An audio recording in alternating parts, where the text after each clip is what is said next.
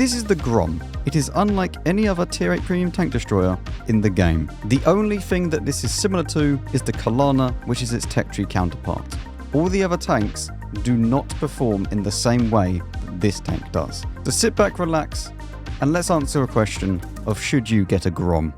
First things first, what are the good things about the Grom? Well, it has the highest alpha damage of any tier 8 in the game, at 800 per shot. However, that is only within 50 meters or less of the target. Past that, you are then going to start dropping off your alpha damage quite rapidly. And unlike the KaRi, this actually goes down a lot faster, and at 500 meters, you're actually down to 200 alpha damage, whereas the KaRi would still be at 350. So highest alpha damage is both great, but then also you're hardly ever going to hit that alpha damage. It is more than fast enough at 45 kilometers an hour top speed, and also in reverse, it goes at 15, which is not exactly super fast, but it's also not tragic. You have 271 standard rounds and 296 premium rounds, both being APCR. You also have a HE round which does 800 alpha and 80 penetration, and you may be wondering, well, why is the HE round not got higher alpha than the standard round? That is because it doesn't matter the distance. It will not drop off over the distance. Armor-wise, you're looking at something that is 250 effective, and that's about it. Anything more than that you meet will just go straight through you. However, the sides of the vehicle are a lot harder to pen, and you can get some ricochets here and there. However, if you do meet tier 9s or even tier 10s, they will go through you like you are nothing. And it's a shame because this tank only gets 1,300 hit points as well, which means that you're basically a free shot to most tier 9s and tier 10s. And even in your own tier, you're probably going to be a 4-shot, which is not exactly great. And all of this combined being the somewhat okay armor, but then very, very low hit points, and considering you're meant to be a brawling tank destroyer, it's quite annoying to play. And what's even more annoying is that it only gets 5 degrees of gun arc, the exact same as every other Polish tank destroyer of similar type. This gun arc can actually make you not want to play the tank. If you do not enjoy this type of gun arc from the other tanks, this tank is not for you. It also gets a horrible dispersion of 0.40 base, which is just not very enjoyable, to be honest with you. And yes, fair enough, you are meant to be brawling and meant to be up close. However, that doesn't mean that the shell will go where you aim it just because you're up close. It will go wherever it pleases, even at, say, 100 meters away or even 50. It is insanely derpy and weird where sometimes these shells end up. It is as blind as a bat as well. It has 350 base view range, which means that if you want to even get above that 445 spotting range, you're going to have to use coated optics. So that's everything you need to know for a quick summary of the tank. Let's now get into a bit more of a deep dive on the vehicle. Starting out with what equipment should you be using on this tank? And that is a question I've been asking myself for quite a while. I'm going to say it straight away. I think that you're an idiot if you do not use hardening on this vehicle. And that's a little bit of a problem as well, because you'll probably have to use bounty, because you don't actually get the field mod for survivability until the last one. So it's quite annoying, but also standard hardening will be more than good enough, considering that you do get the first field mod being the left-hand side, as we can see up here, which will give you more track health. The same with every single tank destroyer. But I think that genuinely hardening is almost the #1 thing to use after a rammer on this vehicle. And obviously that does then mean we're going to be using a rammer on this vehicle, because DPM. You don't want to drop the rammer, you don't want to drop the hardening. This tank is a brawling DPM machine, and it's going to get up close and personal with people, and you want to be reloading as fast as you possibly can. And then finally, for the third one, is where I kind of don't really know what I would want. It's between two mainly, and that would be vents and turbo. And now, because the top speed is already quite good on this vehicle at 45, as we've already mentioned, I don't necessarily feel like it needs a turbo as a mandatory piece of equipment. If this tank had, say, 35 top speed or even 40, then I'd probably want the turbo more. However, with the recent update and vents being very, very nice, it's kind of nice to have vents on vehicles. And I feel like, especially with that bit of extra view range that you get, you don't gain loads from the vents, don't get me wrong, but It's just nice to have and back up with. However, a turbo is still a very, very valid choice, and one that I think that most people will choose over vents because it will just make it faster, you get to the front line better, and also, crucially, for that reverse speed as well. Because remember we said it's 15, it's not exactly brilliant reverse speed, but it's not awful either. It's kind of somewhere in between. 15 is definitely fast enough to get out of danger, but if you use a turbo, then it goes up to 17. And especially if it's in a bounty form, where you're going to have that, it will then go up to 18. Ideally, you would want to have experimental turbo, and then that will give you the extra traverse speed as well. No, this will not make your gun handling better. We've already gone into detail about this. It will just act as if the turbo doesn't add that extra speed to the dispersion. So if you can, you go full bounty, and then you choose a experimental turbo, and you're good to go. Although, if you're just going to be standard equipment, you can use a turbo, you could use vents. I like to use vents on this. It just is best for me. Now onto the shell type, and this is where the shells are just super, super nice. Like some of the best shells as a tier 8 premium that you can get. However, obviously, you do lose a lot of alpha over distance. If we hover over it, we should be able to see as well. Depending on the distance, 50 and 500 meters being the asterisk, the alpha is 800 at 50 meters, and then it will linearly drop all the way down to 500 meters being 200 alpha damage. And then if we go over the HE round, you'll see that the 800 alpha is across the board, no matter what distance you are at. So you have 272 standard pen with 1,400 shell velocity, and then for the premium round, 296 with 1,600 shell velocity. These are some of the fastest shells at tier 8. In fact, they may be the fastest shells at tier 8. Let me check. Not quite. The Kalana has faster ones, but they are fast enough. And one thing that I do want to take into consideration here is these shells are 1,450 each. Now, the way that credit multiplication works and how you gain credits in premium tanks, it doesn't really matter too much about the amount that a shell costs. Because most of the time, their credit multiplier will just allow it to be all the tanks earn very, very similar amounts of credits. However, if you shot and done only 200 damage each time for 1,400 shell cost, you'll probably end up losing credits. Because that is an excessive amount of money for that much alpha. So please, do not snipe with the Grom, or the Kalana, or any of the other Polish tank destroyers. Please, I beg you. But with the setup that we're going to be using, I'm going to take mostly APCR standard rounds, and then we'll take maybe that with that. Sounds good. Because most of the time, I'm not even going to be needing to go into the premium APCR. We already have 272 standard pen. It is more than enough to deal with most targets. If we do get into a tier 10 game, then yes, I'm probably going to have to dip into that, especially considering I'm going to need to be brawling with these tanks. Although, I'll probably be dead by the time that I actually get there. So, and now for the crew skills, I'm going to go through these picking as I would normally. We're going to be using Brothers in Arms, repairs. Camo is irrelevant. We are not sniping with this tank, remember? And the camo, although yes, at certain times it may help us out, we are going to be brawling for the most part. Recon, emergency, coordination, and then it's between mentor and practicality, although I'd probably want mentor, just to give me a bit more XP and replace that crew member if he does get knocked out.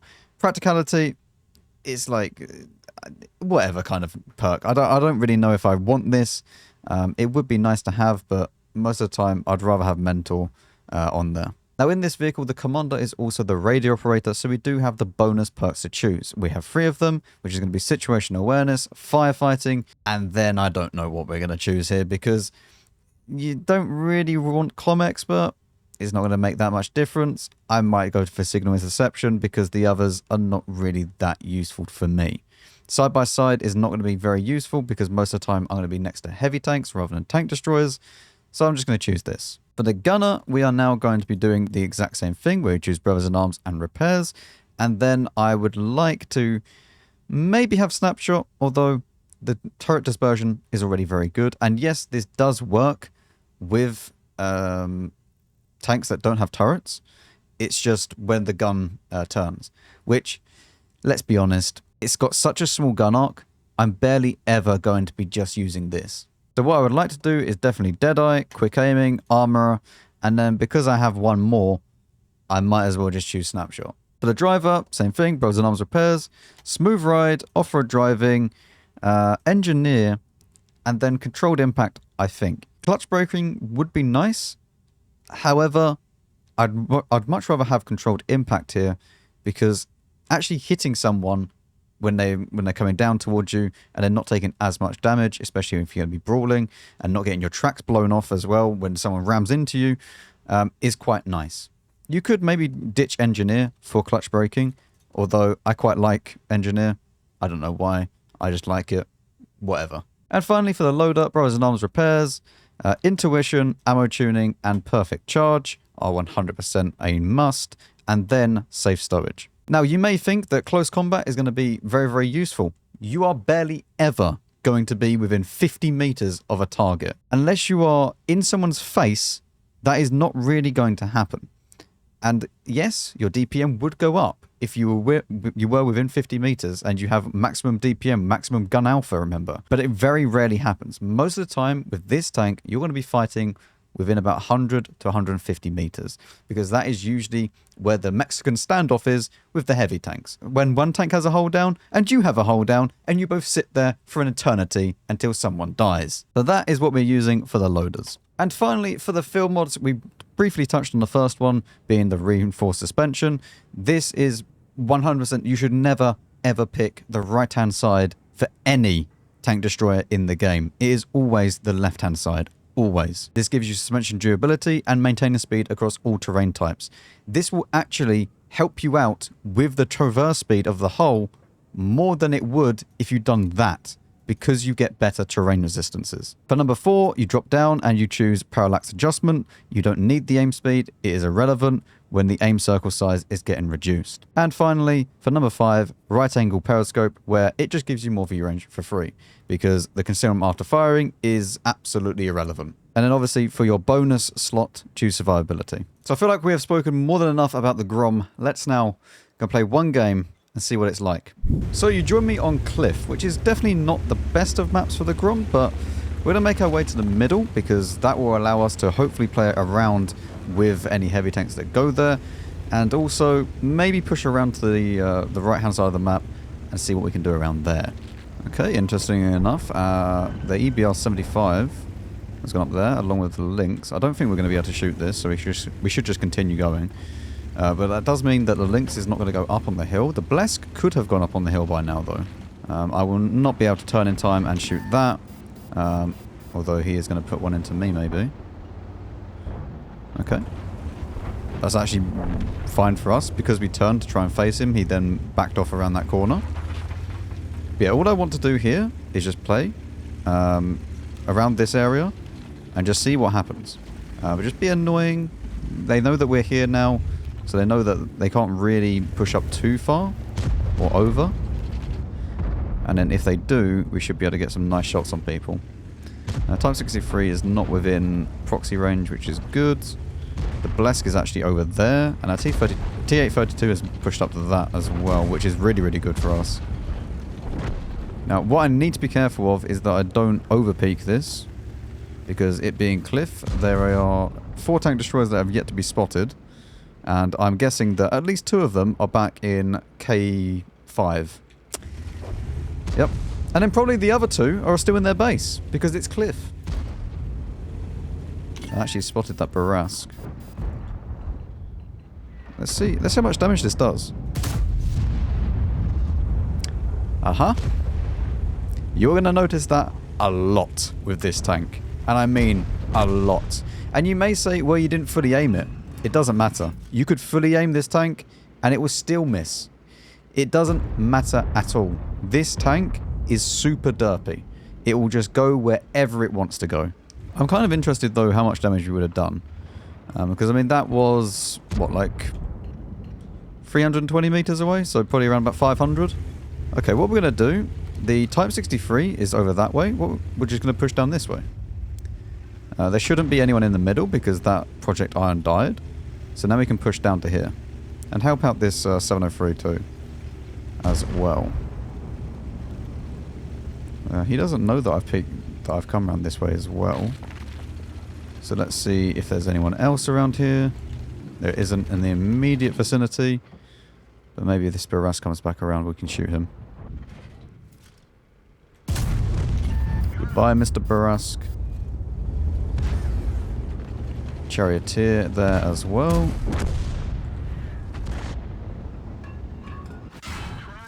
And we can finish him off. Barask puts 2 into us.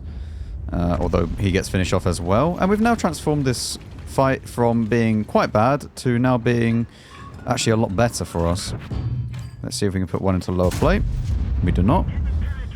Although I don't actually know whether or not we could have gone for his roof.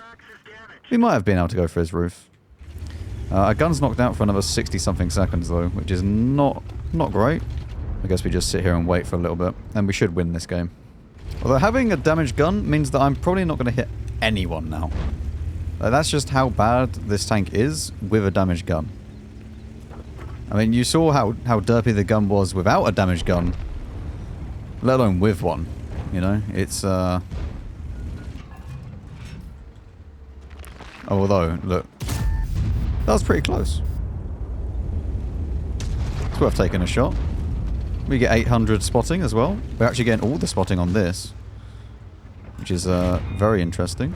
You can see, peeking up, we do use our armor to good effect.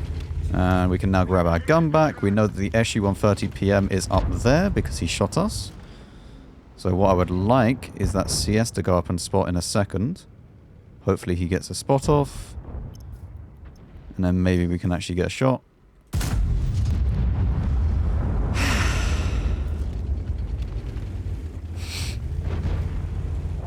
The gun is pretty horrible to play with. It really is. I really want to just take a shot at this this guy down here.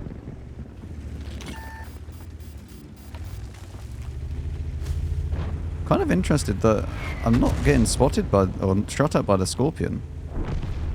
Where's Mr. Scorpion gone? He should still be around here. I mean, he's gone to the very back by the looks of it. What health is he on? He's only on 15. I mean, I reckon he's gone back into these bushes. I mean, should we just blind fire a few?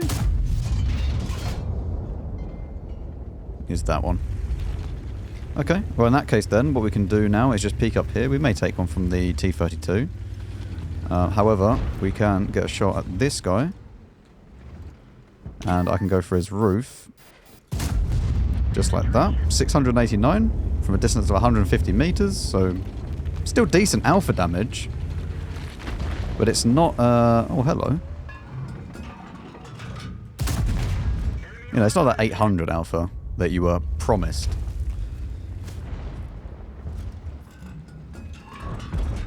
Does this guy peek out? That is a good question. We got lots of assistance though. Even with not very good view range. So, I'm tempted just to try and kill this artillery though. Trouble is, I don't know exactly where... Oh, what are you doing? This is what I mean. There's no point fully aiming the shot. Half the time, it's just pure RNG. We even got spotted on that. So, this is not a great damage game, but good enough combined. So 2,600 damage and 3,000 spotting. Again, it's not amazing, but I think that showed you enough about the Grom that the gun is super annoying to use. And can be super, super frustrating to play with. We come second on damage done. Obviously, we come top on XP. This is the thing with this tank. I don't think for 90% of the player base, the Grom will fit and be a good tank for them. There'll be people that this tank works for, and that's fine. But I think that this is a pretty poor tank in comparison to other vehicles. And now this is where the problem lies at the moment. The only way to get this tank currently is through a mission marathon.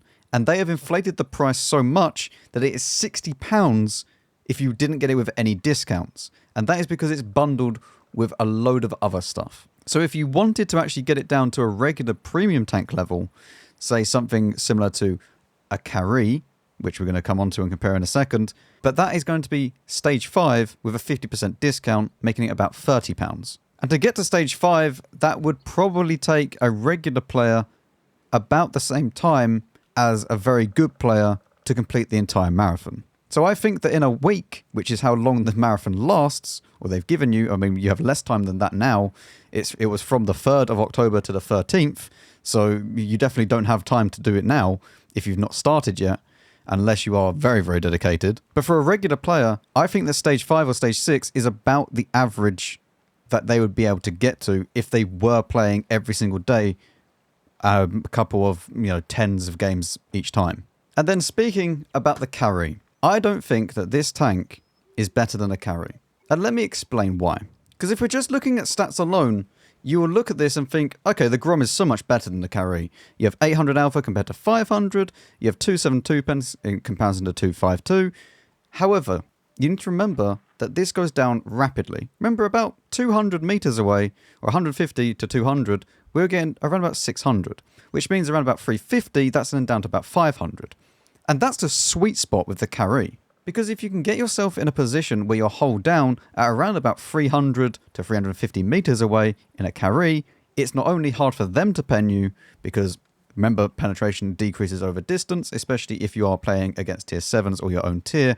They're going to struggle to pen that superstructure. But the gun is more accurate as well, meaning that you can go back in the KaRi and just farm them. And when the time comes and calls for it, the KaRi can go and be aggressive and be annoying up close and personal. Sure, you won't have the alpha of the Grom, but you have the DPM. Because even though that, yes, the KaRi only has 2,300 DPM, that's base. When it's fully mounted up with a rammer, you've got food, all the field mods and everything else, this thing can be very, very good. And I don't think anybody is going to call the KaRi's DPM poor. And not to mention that the gun arc with the KaRi is 12 degrees either side, and then you have 5 degrees with the Grom. You have a much better aim time, much more accurate gun. The KaRi experience with the gun is night and day with the difference with the Grom. So I honestly think if you already have a KaRi, there's no point of getting this tank. Yes, it's funny when you're up close and personal. And yes, I will agree that in frontline, this thing will be very, very good, especially if you are on the front line. But I think that, as I said, 90% of the player base would be better in a KaRi than they would be in this thing. Because you cannot afford to snipe with this tank. And there are some times where it calls upon it. And then the tank is incredibly awkward to play. So the combination of it having a very, very derpy gun, the gimmicky alpha damage, the really, really bad traverse speed, and not being able to snipe when it calls upon it, I wouldn't recommend this tank.